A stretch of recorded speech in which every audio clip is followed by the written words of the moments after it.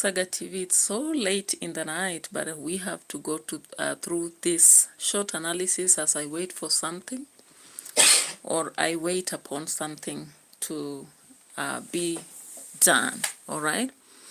So, of course, today we are so happy to have another blessed day, and tomorrow is another day, of course. And we remember we missed one day. So maybe I'll be having tomorrow to compensate, or Friday morning before going on one or two aspects. All right, so in the opposition, it's exploding, guys. And ask me where? I'll tell you, in almost all oppositional groups, there is an explosion. You know, why would people come up with of Wamchomba being a project if there is no explosion here? I think they are trying to pull the nerves of Wamchomba and see whether she will resist or she's going to move with the vibes till the end. Wamchomba has actually been very vocal. We've seen her even in the parliament. We've seen her around Hamisi, Sifuna, and other oppositional leaders, even Babu. We saw her, she came to Bungoma. There is a time she also went to some meeting, all right? And recently, I think she was in Kajiado too. However, there is a strategy, I believe it's either being used by the government or I don't know whether it's from ODM, I'm not so sure, that is targeting to pull Wamchomba out of the Gachagua or Babu team. Possibly they know that she has an influence in the central aspect.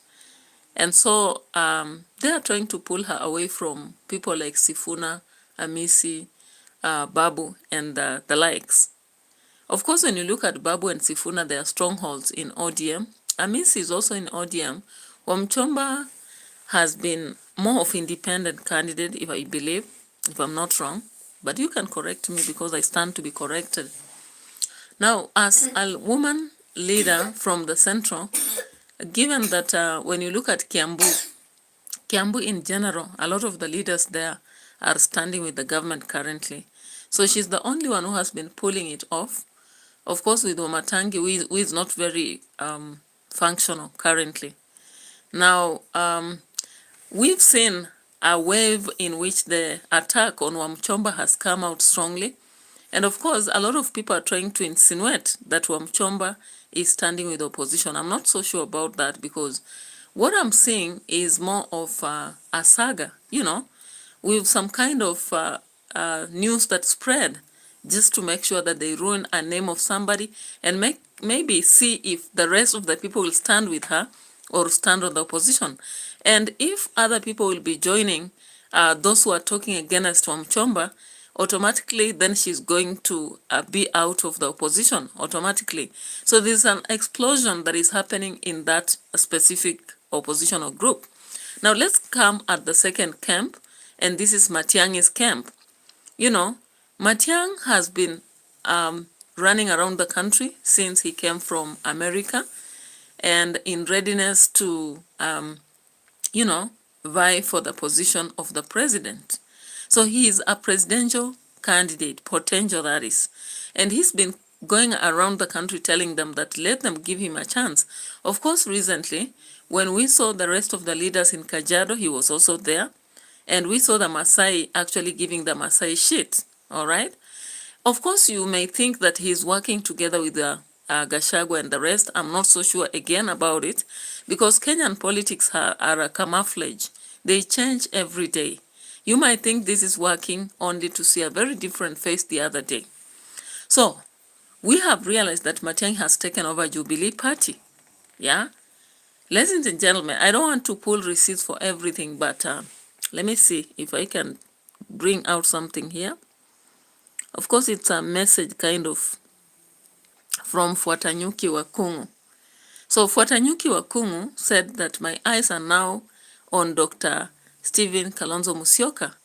I hope he keeps the pace. Matiang'i ni kama hataki hiki kiti.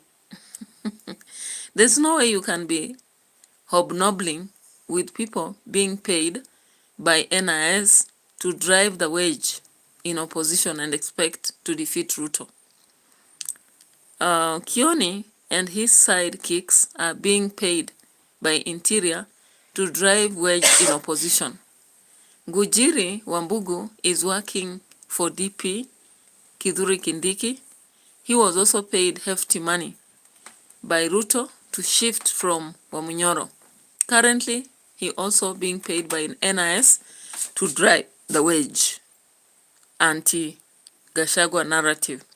Ati sasa Kioni na Ngujiri ndio wanapanga Matiang'i kazi. How? Now, my hope is on Dr. Stephen Kalonzo Musyoka. That is somebody who has actually posted. That is Fuatanyuki. You can check on him. Fuatanyuki wa Kongo. 17 hours ago. And when you check on that, you'll see that there are 149 comments and 319 other people have watched. And the comments are just coming out very political. So, Suhanandi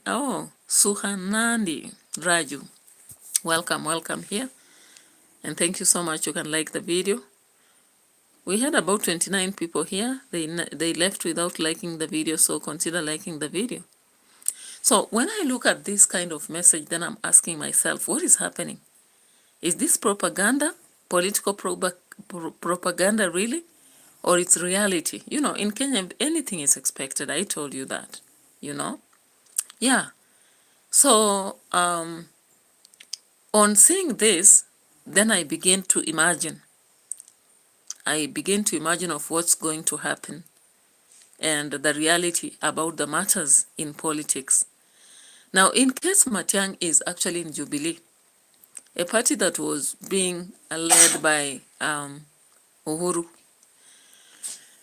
and I'm looking at the fact of the government, the fact that there was a very big war between Ruto and Uhuru Kenyatta. However, politicians tell us that they don't have a permanent war.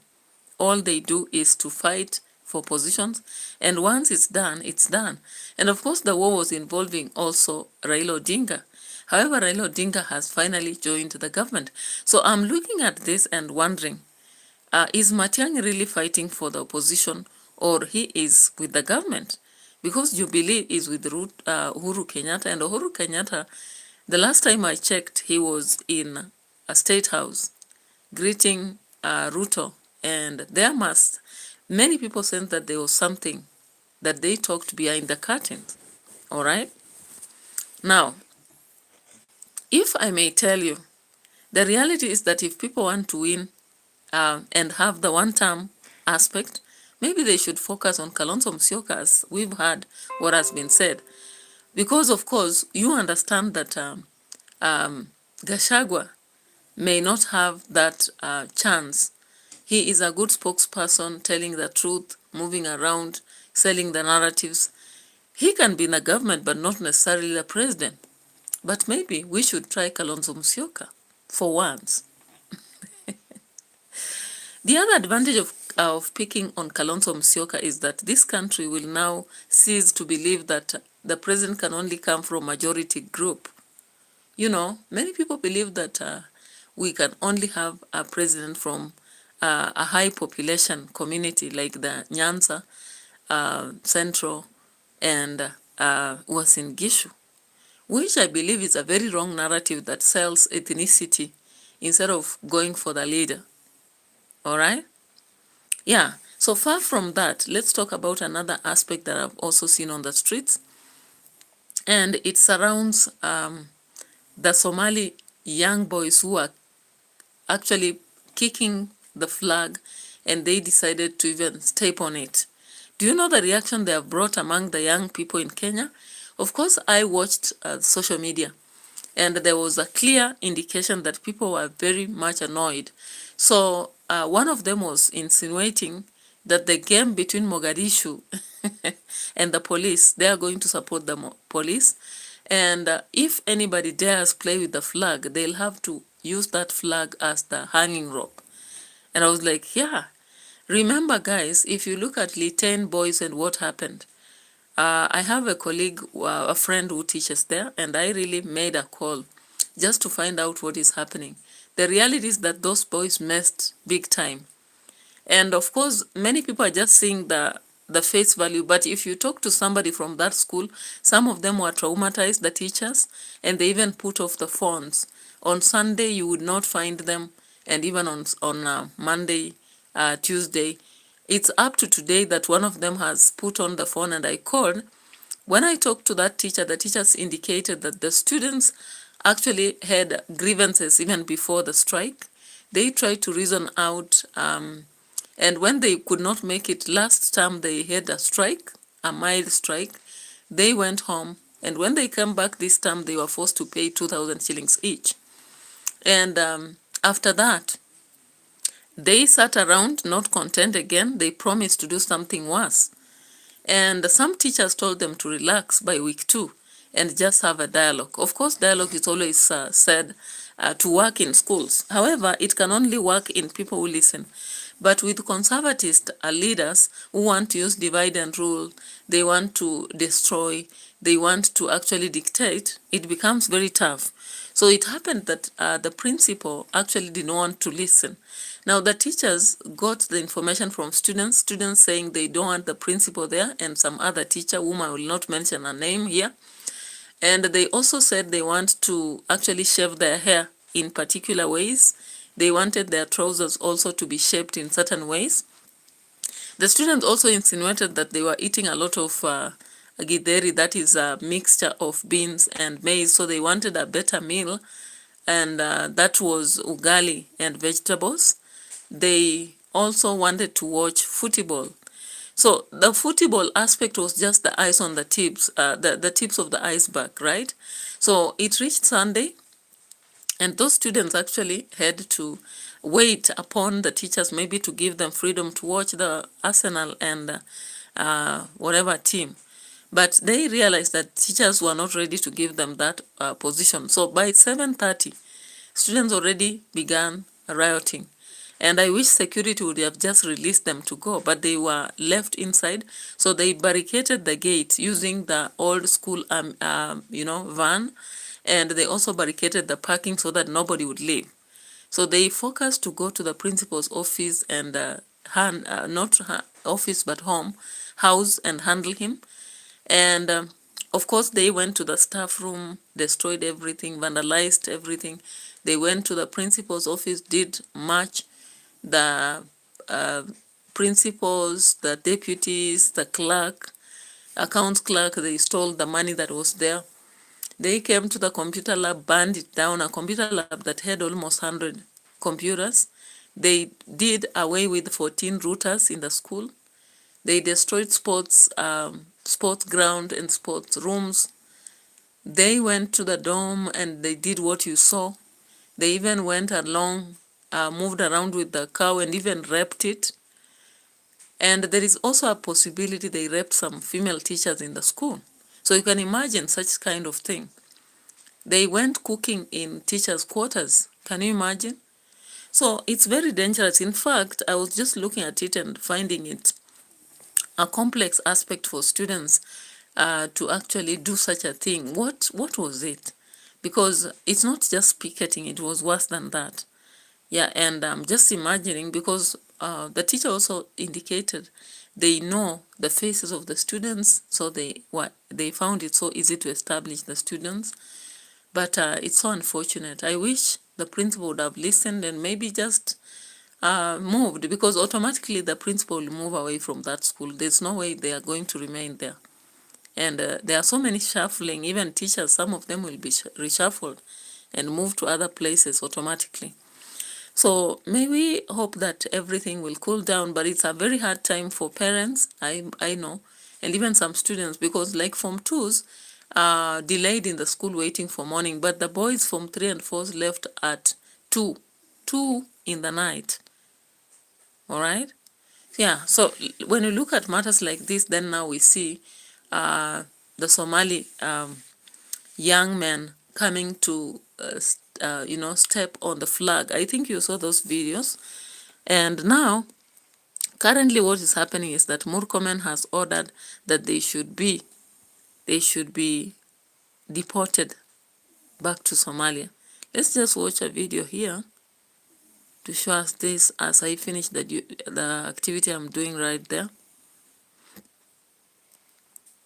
So this country, actually, there are some things our leaders do, and I believe in one way or the other, they influence how the young people are responding or acting. So let's see this.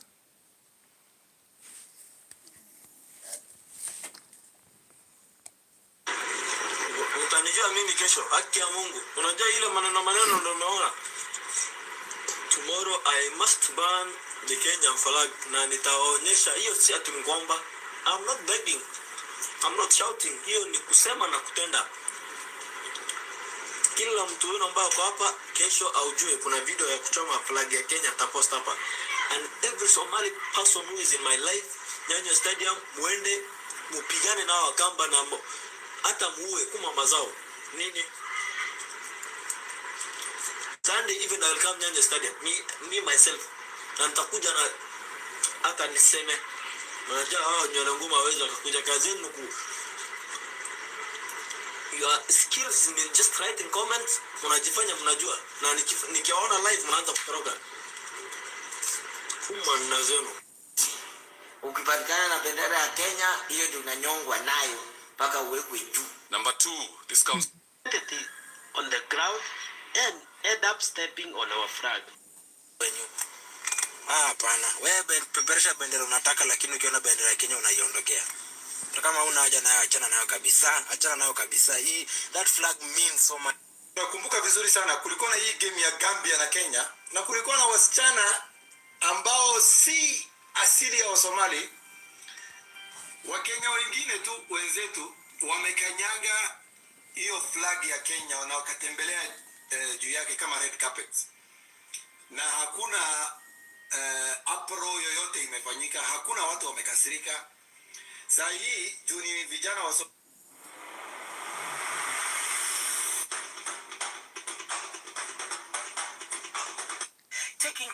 So of course there is a mixed reaction on this. Some Somali people who actually saw Luna are welcome on board. Some individuals who saw some other girls having stepped on the flag before are saying this one is injustice. What do you think? Because this is what Murkomen has come up to say. Let's just check on it here and see what Murkomen is saying here. Yeah. Keza na uhuru wetu na our symbols of national unity, including our national flag. So, when I take the necessary legal action, let the law takes its course. As a Minister of Interior, we must show the world that we take our national flag seriously. Interior is warning that Kenya will not be lenient to its neighbor citizens who disrespect the country. Being in Kenya is a privilege. And when you play around with our national instruments of national unity, you lose the privilege to live in our country. I have already directed the DCI ya kwamba huyu mtu anakanyaga bendera yetu ya Kenya. Bendera ile ilipiganiwa hapa mpaka tukapata uhuru yetu, si kweli? Hiyo anatucheza ama vipi? Na hatuwezi tukakubali kamwe. So the director of Directorate of Criminal Investigation is under direct instructions from the Inspector General, none other than Douglas Kanja Kirocho, that he must move with speed and efficiency and ensure that that man is arrested and taken before a court of law. Alafu koti zetu siwanye kazi yao. Bendera yetu lazima iheshimiwe na kila mmoja wetu. Somali ambassador to Kenya, Jubilee Ibrahim Abdullah, has condemned the acts, describing them as regrettable, adding that authorities are investigating the matter for possible action. We regret. Sometimes these young people act without even thinking. And I don't know. You know, TikTok has become one of the ways people want to trend, not knowing that whatever trends you may be choosing may be your fate. I'm not so sure that people really still understand the need to respect some of the things that a nation holds.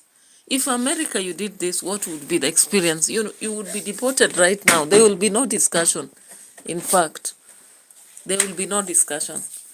So I think that to some point, Kenya has been too lenient, and that is why this is happening. Because if you look at, let's say, the situation of Uganda, Museveni cannot give you time. Museveni cannot give you time to think.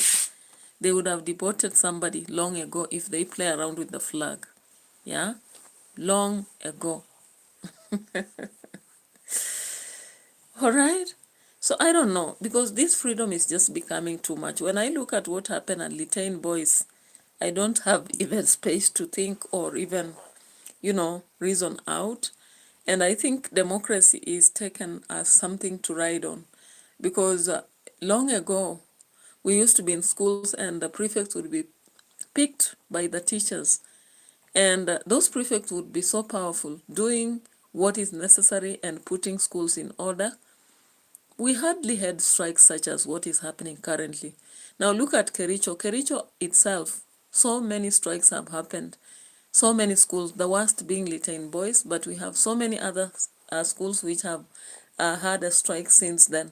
Students just becoming, rioters and on a rampage and ready to go home, which is unfortunate because I'm looking at the parents. I'm a parent and I really struggle even to acquire fees for the kids. So when a kid goes to school and then they are coming back home and they have had a strike, not because they are closing school, and recently they were at home, you would wonder as a parent, what would you do with such a kid? What would you do? Because they are coming home, you are not even ready for them, you don't have remedial, maybe a program or a pronouncements. So what exactly do they want to come home and do? Yeah, so we've taken just few minutes. We've taken a few minutes to go through this analysis so that we don't just have a day going like that. And I really appreciate all of you who have been there. Maybe tomorrow we'll have to do it early. We will have our live stream earlier than this. So thank you so much and good night.